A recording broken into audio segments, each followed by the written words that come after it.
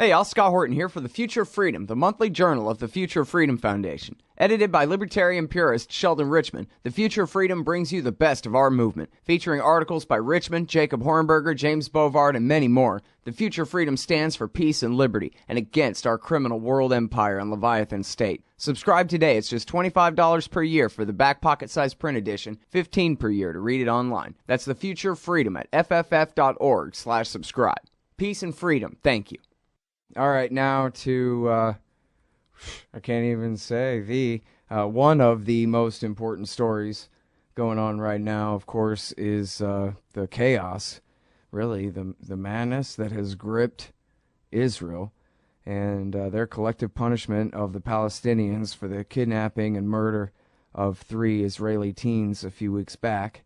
And Max Blumenthal, you might have heard if you hear my other show, he was on last, I think, Friday, talking about, giving us as much as he knew on the story. But, boy, does he have a write-up for you here at the Electronic Intifada. Netanyahu government knew teens were dead as it whipped up racist frenzy. Welcome to the show, Max. How are you doing? Are you there? Oh, I hit the wrong button. Now how are you? Now I'm even better. Oh, good. I always get my Skype and my phone buttons crossed. Anyway, hey, this is a really great piece of work. We're going to run it as a news story rather than an opinion piece tomorrow at antiwar.com up in the top news. This is a great piece of journalism that you've put together here, and it's a long one and a very detailed one, so I'll just go ahead and give you the floor. Please take us through it. I'll interrupt if I think I have to. Well, before we get into the piece, Gaza is being basically carpet bombed as we speak. In the last few hours, over 90 precision-guided missiles have fallen on the Gaza Strip. 32 people are dead, including all members of an entire family except the 10-year-old boy. The Gaza Strip is in flames, and Hamas, which controls the Gaza Strip, has authorized rocket launches into Israel of homemade rockets and really outdated, antiquated Grad-style rockets, which are reaching pretty far.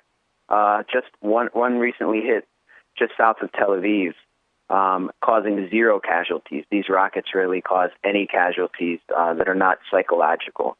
But you have the biggest escalation, military escalation, since November 2012, when over 200 people in the besieged Gaza Strip were killed by Israeli airstrikes.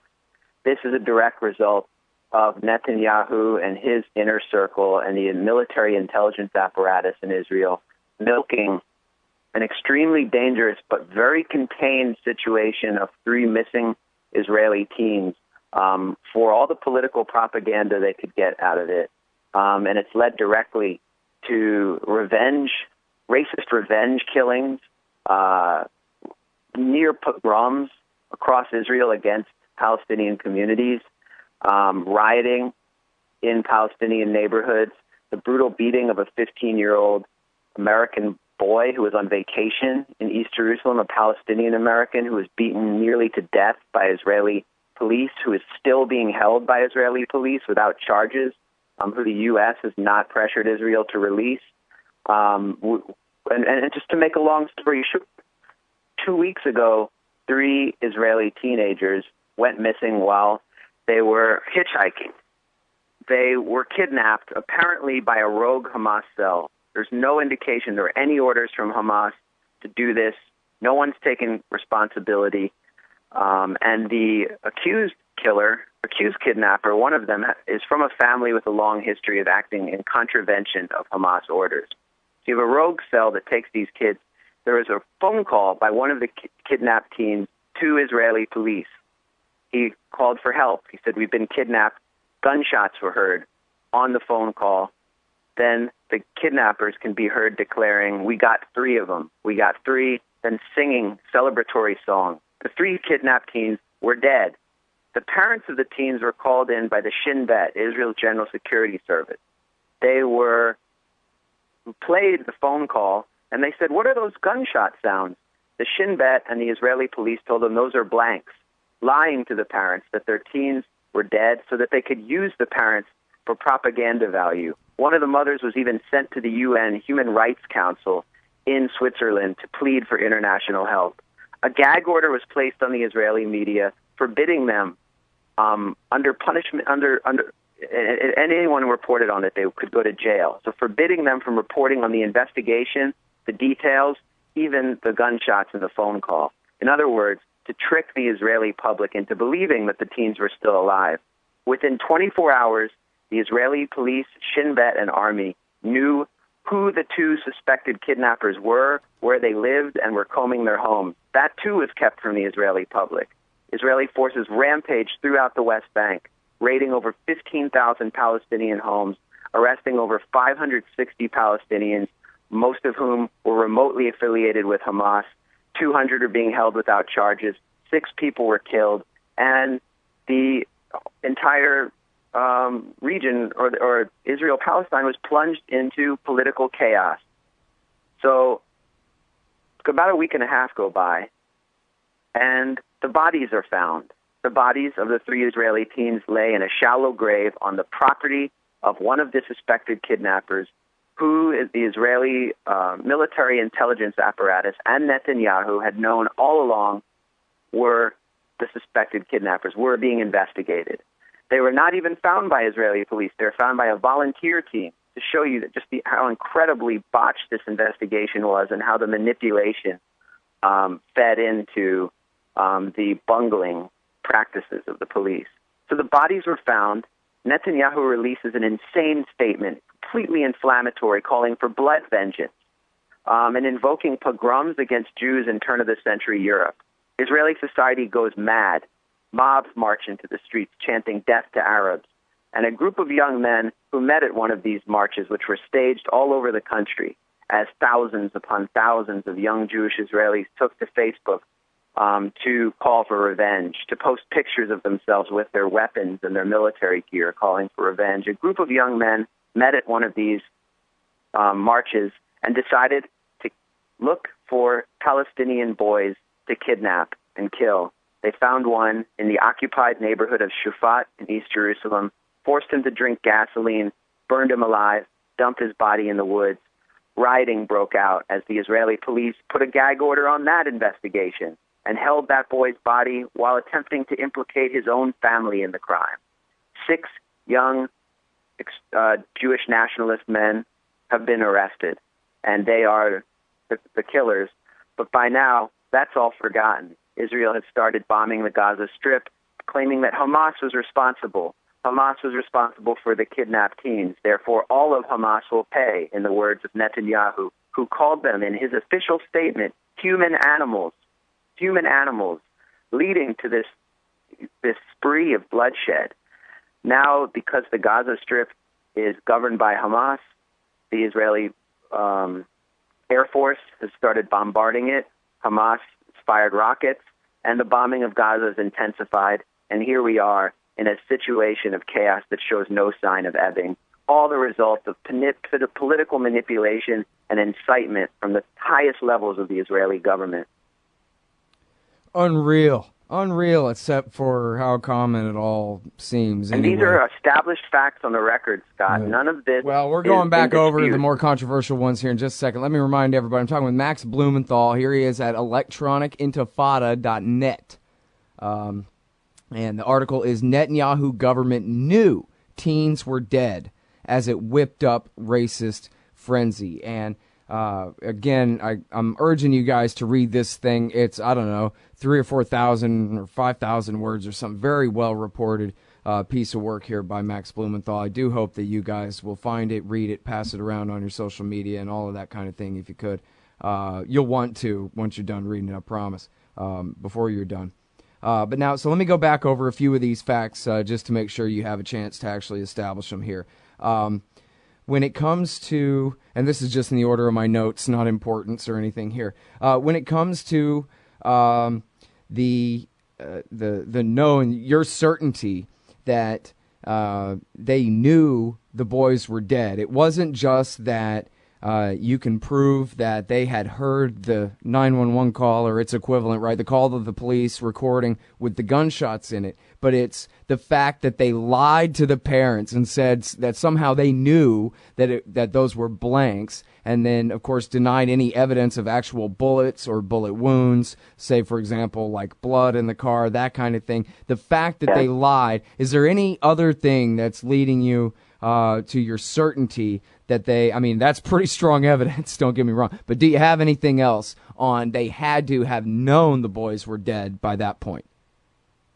Well, the lying to the parents was shocking. Yeah, that's incredible. And the refusal to even emotionally prepare the Israeli public for the possibility that they might be dead was the most dangerous part, because they set the Israeli public up to believe that the boys would be released in some kind of prisoner exchange, as Gilad Shalit was. And then when they were given the news that they were actually dead, it was like a jolt to this very tribal, closely knit society, and it led directly to the revenge spree. So I'm saying they didn't even make an effort to allow the Israeli public to consider the possibility that these teens might have been dead, when all of the evidence led to about a 99% certainty that they were dead, from the phone call to the lying to the parents to the simple fact that the Shin Bet, Israel's the General Security Service, has the West Bank under lock and key. It knows what's happening in every corner of the West Bank. It has Palestinian collaborators, completely honeycombed through every hen house, flop house, outhouse, and coffee house, and was able to zero in on any Hamas member it wanted to and arrest them in their bed. But it couldn't simply determine that these teens were nowhere to be found because they had been buried. Mm-hmm. So it really is mind-boggling that this was some kind of mistake. The Israeli government has also admitted that it knew who the suspects were within 24 hours. Mm-hmm. But when you say they found bullets and blood in the car, and when did they find the car? Right away? The car was found right away, and this is reported. A burned, stolen car was found right away, and the Israeli police told the parents that no DNA was found in the car, when in fact bullets and blood were found in the car. Mm-hmm. Right? If bullets and blood are found in the car, that means that they are probably dead or extremely wounded. And then later you say they admitted that they knew all along the identity of their two prime suspects, or they admitted all along that they knew the identity of their two prime suspects. Oh, it was because they raided their houses right away, was how that leaked, right? Well, I was able to determine the names of the suspects through Palestinian media, through Arabic language media, which was not subject to the gag order. The families had gone to Arabic language media and said, our houses are being raided, they're coming for our sons. The mother of one of the suspects, Marwan Kawasme, said, well, if he did it, I'm proud of him and I hope he gets away. So there was not even an attempt to deny that they were gone. Their names had been given to the Israelis by the Palestinian Authority, which coordinates its security with the Israeli army and is basically an arm of the Israeli occupation. It's basically the Bantustan Authority. So this information was basically whitewashed out of the Israeli media or prevented from reaching the Israeli public by the gag order. And, in a normal criminal investigation in this country, if a suspect is wanted for a high crime, their posters appear everywhere, in every post office. They'll be on TV even. And the police will give press conferences announcing their names and asking the public to help find them. In Israel, what happened in an incredibly abnormal society was the opposite. Their names were concealed from the Israeli public so that the public could believe that they could be anywhere in the West Bank, among any Hamas cell, to justify the military escalation. And Hamas was blamed, the entire organization. Although the organization had no knowledge of the kidnapping, took no responsibility for it, and really has a very tenuous relationship with the two men who are accused. And now let me get back to that too. That's a very important point. You say it's this rogue faction, but it's not just that, 3 different people use the term rogue faction. You actually know a thing or two about this break-off group, basically, of Hamas. You say they have a history of screwing things up for Hamas. Yes, Shlomi Eldar, who is an Israeli reporter, a veteran Israeli correspondent who's covered Hamas and the Palestinian Authority for about 20, 30 years, wrote a piece for Al-Monitor about the history of the Qawasme clan and their role in attacks that were carried out during ceasefires between Hamas and Israel during the Second Intifada, and how Hamas leadership privately condemned the attacks in phone calls to the Israeli government and said, we had nothing to do with these suicide attacks. We were trying to honor the ceasefire. The Israelis would then use the opportunity to assassinate major Hamas leaders, which, suggests that raises questions, doesn't it? Yeah. Raises serious questions. I mean, let's just say that in the 1970s, there was a figure named Abu Nidal, who was probably the world's most prominent Palestinian terrorist. And in his hijackings and killings, besides the hijackings and killings that he was known for, he mostly killed Palestinians who were from rival factions. He mostly carried out attacks during ceasefires, and he was widely suspected of being a Mossad agent. So, and it's pretty well established that he was. So there is precedent for that. I'm not saying these men were agents of the Shin Bet or Mossad. It's just that this attack, this kidnapping occurred at an extremely suspicious time, right after Fatah and Hamas signed a unity deal, which both factions were celebrating and which the U.S. recognized. So the U.S. de facto recognized the legitimacy of Hamas, and Netanyahu went crazy. He had a conniption fit and wanted to find a way of fracturing the unity deal. So let's just say this was a moment of opportunity for Netanyahu, and he wasn't going to let it go to waste. Yeah. All right, and now, in the scheme of things, compared to what you just said about, the global politics and all this is back to the microscope, but it's just so outrageous, this spin that the boy that was lynched and did you say made to drink gasoline before being set alight, that they blamed his own parents for his murder? The Israeli police leaked information through the Israeli media that Mohammed Abu Khudair, who was killed in a revenge crime by Jewish terrorists, was gay and was killed by his family in an honor crime. Absolutely zero evidence, which is consistent with the Israeli government's deployment of the tactic of pinkwashing, where they present themselves as this haven for LGBT rights, for gay rights in the Middle East, and they paint their enemies as haters of gays in order to appeal to liberals who might otherwise be disgusted by the Israeli occupation and human rights abuses. And in this case, they attempted to deploy that tactic in order to deflect blame from their own society for the killing of this young boy. And these kind of killings, these lynchings, which recall the lynching of Emmett Till in this country, are not uncommon. This is just one of the first times we've seen it reported in our mainstream media. In my book, Goliath, Life and Loathing in Greater Israel, I detail numerous lynchings which were carried out almost in the same place and by the same kind of characters, products of the Israeli education system and its culture of militarization. Lynchings of young Palestinian men in Jerusalem. And this is a fact of life in Israel today. It's a fact of the status quo. And you say this is, a microscope. We're looking at it through a microscope. We are looking at it through a microscope. But where we're standing is in the United States. While we look in that microscope, we're standing in the benefactor of this occupation, the benefactor of apartheid. And it's the special relationship between the U.S. and Israel, which is responsible for all the hideous bacteria and toxins that we're viewing under that microscope right now. Yep.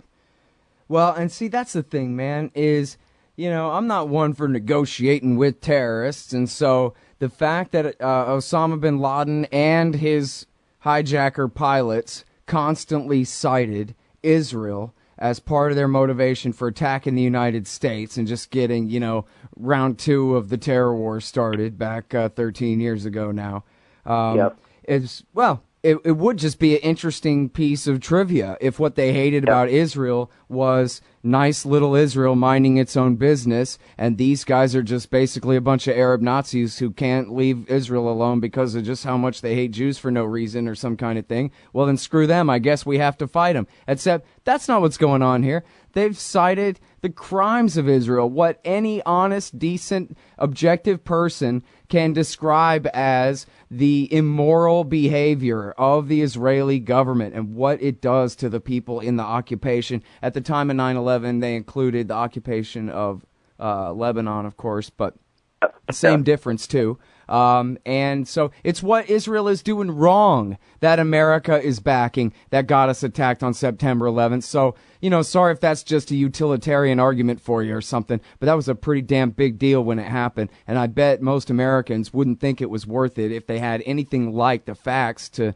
compare, what's going on here to the consequences and see what they think the policy should be then. I'm really glad you raised that point. I was about to raise it myself. In his book, The Looming Tower, Lawrence Wright writes about al-Libi, who is one of bin Laden's commanders, who was radicalized by the Israeli attack during Operation Grapes of Wrath in southern Lebanon on Qana, which left hundreds of women and children dead in a UN shelter with precision-guided weapons authorized by then Prime Minister Shimon Peres, who's portrayed around the world as this man of peace. That was the moment that turned al-Libi into an Al-Qaeda, a radicalized Al-Qaeda recruit, and many more are being created as we speak. We see the seeds of hatred be sowed right before our eyes. We also have to remember that the first Intifada in 1987 began with a very small incident that occurred under a microscope. It was an Israeli jeep, a military patrol running over a Palestinian worker in Gaza and leaving the scene. The jeep was surrounded by Palestinians who stoned it and chased the soldiers out, and that led to the first major Palestinian uprising. The second Intifada began with Ariel Sharon ascending the Temple Mount in a staged incident to provoke Palestinians to violence. It led after 1.3 million Israeli bullets were fired at mostly unarmed Palestinian protesters and stone throwers. It led to the wave of suicide bombings inside Israel. So these minor incidents have a way of snowballing, and there's no reason to believe that we won't be talking about a greater wave of catastrophic violence, whether it's in Israel, Palestine, or somewhere else in the next month or 6 months or year. And that's why it's important to keep an eye on this and to scrutinize our own media for whitewashing it and omitting the facts and context of these incidents. Yeah. Well, I think one of the most important things that you hit on here tonight was the language of the Prime Minister of Israel denouncing his enemies, their enemies, supposedly as animals. That ought to be the top headline of the New York Times, that this is what... I mean, imagine if Barack Obama was calling, even the Taliban or anyone, animals. They're animals. American presidents don't talk like that. Not in public anymore or whatever. Anyway, not since Nixon. I don't know. There's some kind of thing here where... since World War II, right, where that kind of dehumanization of the enemy is at least a little bit suspicious, and is the kind of thing that we should be very wary of, because we know what happens when people really start believing that this group of people is actually some kind of vermin rather than some kind of person. Yeah, we've seen it throughout history. And Jewish history paints a pretty clear picture of how incitement can lead to mob violence, pogroms, and even genocide. And the genocide of Jews in Europe began with that kind of dehumanization and incitement, and didn't reach a genocidal phase until the Wannsee Conference. Before the final solution was devised, it was basically the Nazis kind of trying to decide what to do with this population that they had condemned as animals.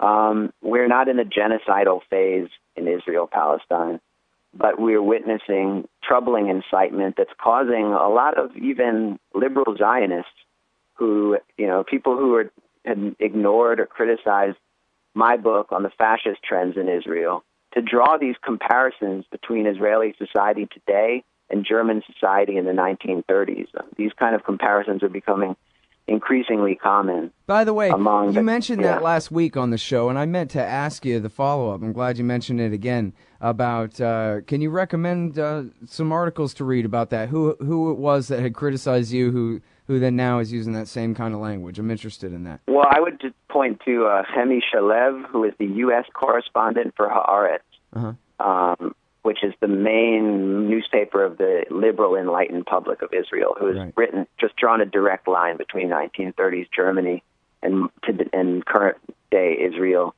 in an opinion piece he wrote last week. And while Shalev never criticized me, he typically interviews authors of books about Israel. He compared Peter Beinart to Mick Jagger, and he basically ignored my book. The only mention of my book in Haaretz was through extremely negative reviews. And, he's been praised by people who either ignored my work or participated in the kind of criticism and smear campaigns of it, and I find that really ironic. Mm-hmm. It's just terrible to be vindicated in this way. Right. And I always wind up saying, unfortunately, I was right. So it's another case of, being unfortunately right. Sure. And, this isn't that whole thing, argument ad Hitlerum or whatever, whatever law that you're not supposed to bring up the Nazis or whatever. Like, no, we really are talking about pogroms and race hatred and that kind of, like you said, we're not at the Wannsee conference period yet here, but we do seem to be, we got demagogues like Netanyahu in charge of the place. They're not the backbenchers. And he's considered a centrist. I mean, in his own coalition. One of the rising stars, Ayelet Shaked, from the Jewish Home Party, which controls major ministerial positions in his cabinet, issued a call for Palestinian genocide on Facebook, and it got thousands of likes from Israelis. So the calls for genocide are right there. They're in the streets of Israel, and they're in Netanyahu's cabinet. How much more evidence do you need to be troubled and shocked and to be, jolted out of your stupor where you consider this to be a situation that's too complex to take any position on? I mean, it's all right there. It's all unfolding right before our eyes. Oh, Max, I'm sorry. Are you still there? I'm sitting there talking with the mic off the whole time. Anyway, that was the great Max Blumenthal, everybody. I completely blew the ending. I was trying to ask him to end with what is going on in the Gaza Strip right now. But as he said, airstrikes, 90-something airstrikes. Last I saw, it was at least in the double digits killed. I'm not exactly sure. And they'd call up the reserves. Was it 40,000? Let me look at antiwar.com, y'all, one time. 40,000 troops mobilized for possible, at least threatened, ground invasion of Gaza based on this whipped-up campaign. So, there's your bad news. Hey, y'all, Scott Horton here. Are you a libertarian and or peacenik? Live in North America? If you want, you could hire me to come and give a speech to your group. I'm good on the terror war and intervention, civil liberties stuff, blaming Woodrow Wilson for everything bad in the world, Iran, central banking, political realignment, and, well, everything. I can teach markets to liberals and peace to the right. Just watch me. Check out scotthorton.org/speeches for some examples and email me, scott@scotthorton.org, for more information. See you there. Hey, Scott Horton here to tell you about this great new book by Michael Swanson, The War State. In The War State, Swanson examines how Presidents Truman, Eisenhower, and Kennedy both expanded and fought to limit the rise of the new national security state after World War II. If this nation is ever to live up to its creed of liberty and prosperity for everyone, we are going to have to abolish the empire. Know your enemy. Get The War State by Michael Swanson. It's available at your local bookstore or at Amazon.com in Kindle or in paperback. Just click the book in the right margin at scotthorton.org or thewarstate.com. Oh, John Kerry's Mideast peace talks have gone nowhere. Hey, Scott Horton here for the Council for the National Interest at councilforthenationalinterest.org. U.S. military and financial support for Israel's permanent occupations of the West Bank and Gaza Strip is immoral, and it threatens national security by helping generate terrorist attacks against our country. And face it, it's bad for Israel, too. Without our unlimited support, they would have much more incentive to reach a lasting peace with their neighbors. It's past time for us to make our government stop making matters worse. Help support CNI at councilforthenationalinterest.org.